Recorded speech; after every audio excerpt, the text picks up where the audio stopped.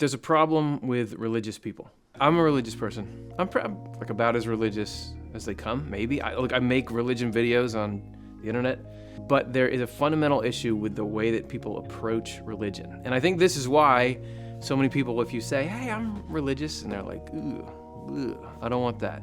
I'll try to illustrate this problem for you with these tools. Let's say that you came over to my house and you saw that I got all these tools at my house, and you didn't seem like you were a very handy guy. Didn't seem like you knew what to do with tools, but look, here you are, you have all these tools, that's great. So you build a lot of things, and what if I said to you, no, I don't build anything. I just have these tools. How would your opinion of me change? Now I'm weird. You just think that I'm weird. Or let's say I said, no, I don't build anything. I just use these, I like poke people with them, I thwap them with. Then how do you feel about me? Religious ideas are intrinsically tools. Just like tools are nothing if you're not building something with them, religious ideas have to be used in pursuit of the construction of the good life.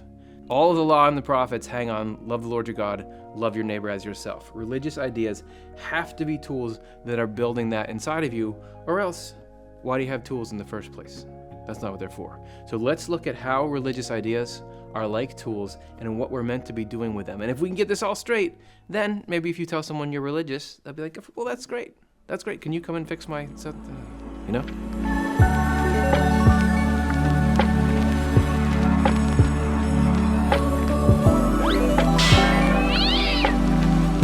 So here we are in the spiritual tool shed. These are the kinds of ideas you might find in there. Say there is a God. If you talk to a religious person, they might say something like that. Maybe they have that idea in their mind. There's a God.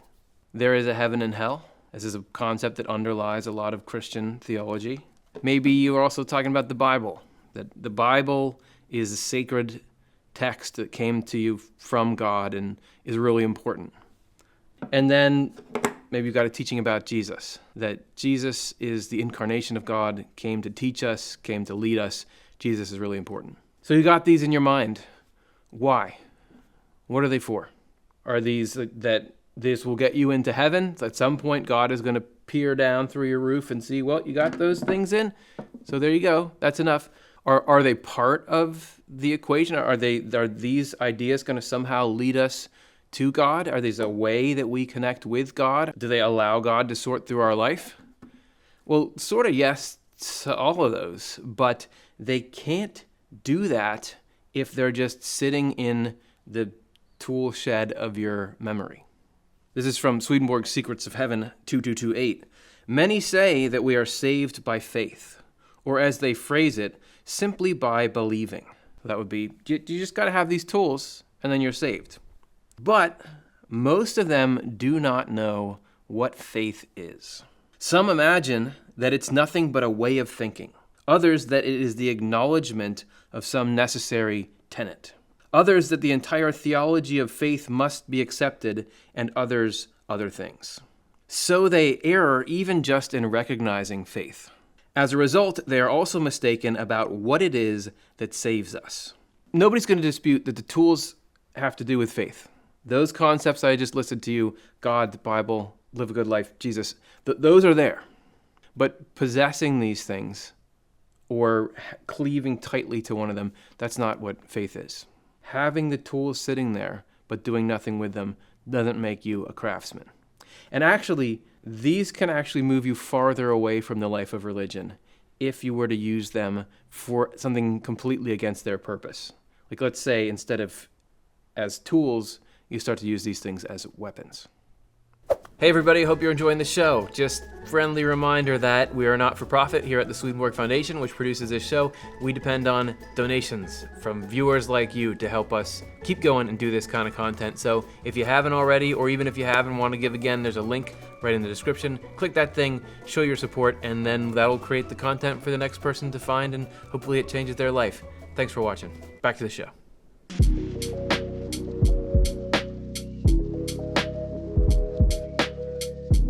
All right, so we got these tools. We talked about what they are. Let's see what these powerful concepts do. Tools don't do anything by themselves. They have to be wielded by someone. So what comes out of having these? It all depends on Who's doing stuff with them, and what are they trying to do? If I am good, the stuff I do with the tools will be good. If I'm not good, I'm going to do not good things with the tools. There are two kinds of life in general. One is hell's, and the other is heaven's. We acquire a hellish life from all those aims, thoughts, and deeds that emanate from self-love, and so from hatred for others. In case you're new to Swedenborg, when he says the term that's translated self-love, it's not like, good self-esteem. It's toxic, narcissistic, crime boss sort of. You could see in that quote, he's like, self-love and so hatred of others. This is, I care about myself. I have a will to dominate, rule, exploit other people. That's what hell is. And if hell is in charge, it will use, inside you, it will use any concepts, even or maybe even especially religious concepts that you have, to do harm. You know, people, my dad always used to say, are like little birdhouses. He never said that. But we are kind of, in that we are complex and we have fragility to us. So if I, seeing somebody else, what? These don't look cool? If I, seeing somebody else, and the life that they have, decide, yeah, I believe that there's a God, and I'm going to use that to smash you by saying that if you don't act the way that I want to act, then you're going to hell, or whatever my will happens to want, my ego happens to want, that's what God wants, and I'm going to use this thing as a hammer on people. You're living hell's life using heaven's ideas. Same thing with you say there's a heaven and hell, and I know that you're going to hell. The Bible is holy, and if you don't read it enough and read it the way that I want, you can these ideas can be just as destructive as any other ideas. There's nothing inherently good that's going to force good behavior in the ideas. Even Jesus, you can say, you don't talk about Jesus enough, you don't talk about him in the right way, you're bad, you know? That's what drives people crazy about religious people, is that they see these tools sitting there, and they say, wait a second, you're just living the life of hell with those tools. You're just causing destruction. You're doing the same thing. You're letting your ego do the same thing with these religious ideas that any other tyrant or bully will do with other ideas.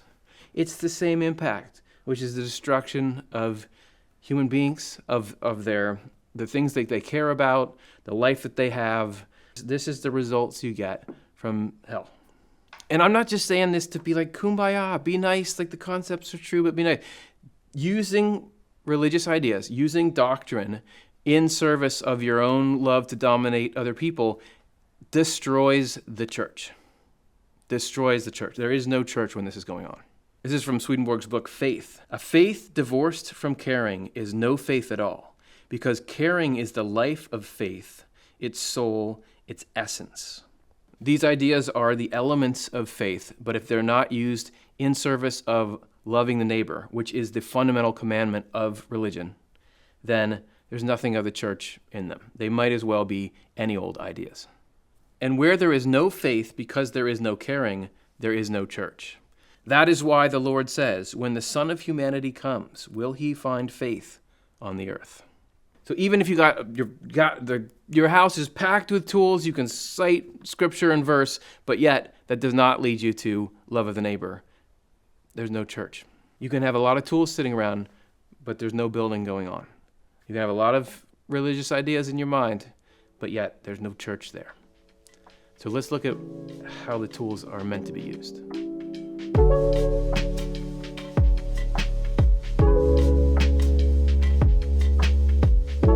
But of course, there's another way to use tools, which is just the regular way, the thing that tools were designed for, and that's to build things that are good. The idea that there is a God can be the most buildy, good idea that there is. Because if I take that into my life and I think, wow, this is what allows me to apply force to the problems in my life. I can follow the example of God, learn from the love that God has from everyone, discipline myself to it. That can be an extremely powerful tool for good. If I think about heaven and hell and what they are and look for in myself, when am I in a state of hell? When am I living the life of hell, which is trying to harm other people and only care about myself? And when am I instead living the life of heaven? Like, how do I separate those two out and notice now I'm like, I love people and I'm living the life where I enjoy them being happy. That can be an incredibly effective tool for me to better myself and my interactions with the human race. If I know the sacredness of the Bible and know the message it's trying to give me and how to use it, it can absolutely change my behavior for the better. It can make it so that I have a better impact on the world, so that I open myself up more and more to God to let that divine love and wisdom come through. If I learn about Jesus and the importance of the incarnation of God on the earth, that I can absolutely follow that example to try to be more Jesus-like. That can put me into the divine design. All these things can be used not to smash somebody else's birdhouse, but to build a birdhouse, which is, I'd say, the good life in myself.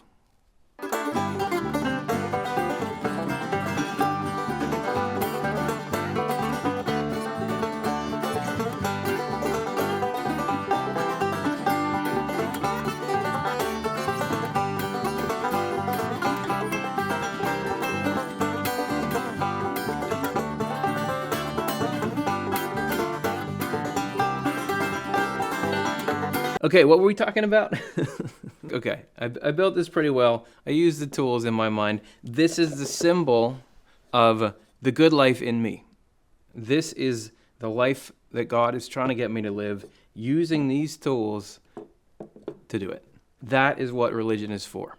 Don't let anyone tell you something else. That's what religion and the religious ideas are for. If you're not doing this part, the whole thing is going to fall apart. It's all about this love. That's why Jesus said, "By this everyone will know that you are my disciples, if you love one another.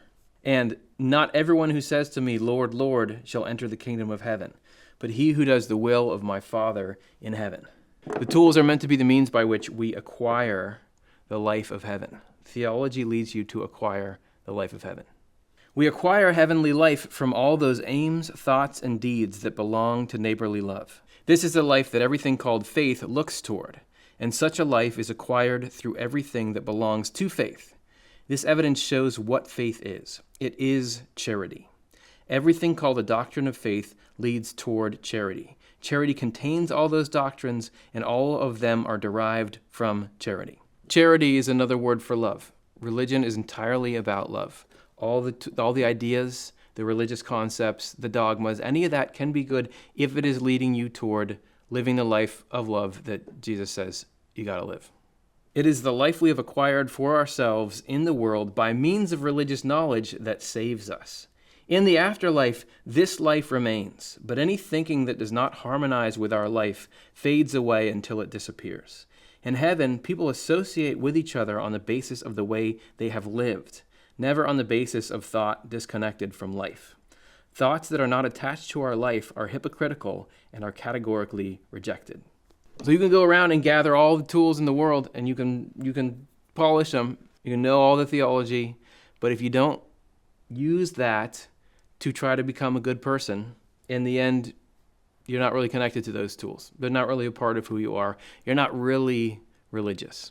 If we as religious people knew and understood that all the religious type of stuff I do, even going to church and learning about God, all that stuff is to build that life of love, and that's the essence of it. That's am I doing this right? And that's the thing people would encounter in you when they meet you. Then I think you say, "Hey, I'm religious," and they'll say, "That's awesome. I love that," because they understand that even though whether or not they would use those same tools as you or believe in them, they agree with the goal, which is the goal is love. And the goal makes the tools what they are. So go out there, gather your tools, but put them to use and put them to the right use. And then you can be building the life of heaven inside yourself.